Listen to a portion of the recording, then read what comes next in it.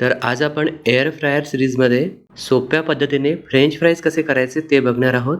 लहान मुलांना बाहेरून आणण्यापेक्षा कमी तेलात असे घरी करून देऊ शकता. तर यामध्ये व्हिडिओमध्ये दाखवल्यानुसार मोठ्या आकाराचा बटाटा घेऊन फ्राईजच्या शेपमध्ये कट करून घ्यायचा. 2 ते 3 वेळा स्वच्छ धुतल्यावर यामध्ये थंड पाणी घालून साधारण अर्धा तास पाण्यामध्येच राहू द्यायचं आहे. म्हणजे त्यातील स्टार्च कमी होते आणि फ्राईज जे आहेत छान कुरकुरीत होतात. अर्धा तास झाल्यावर फ्राईज जे आहे काढून पुसून घ्यायचे. पुसल्यावर एका बोलमध्ये काढून त्यावर 1 ते 2 चमचा ऑलिव्ह ऑइल आणि थोडंसं मीठ घातलेलं आहे. हे चांगल्यापैकी मिक्स करून एअर फ्रायच्या ट्रेवर मी पसरवून घेतलेले आहे. सिंगल लेअर लावायची म्हणजे एकावर एक नाही ठेवायचे. आणि सुरुवातीला मी हे 190 डिग्रीवर 7 मिनिटासाठी ठेवलेलं आहे. 3 ते 4 मिनिटे झाल्यावर एकदा चेक करून शेक केलेलं आहे. असं तुम्ही 2 ते 3 वेळा करू शकता. फ्राईज छान कुरकुरीत होतपर्यंत फ्राय करून घ्यायचे.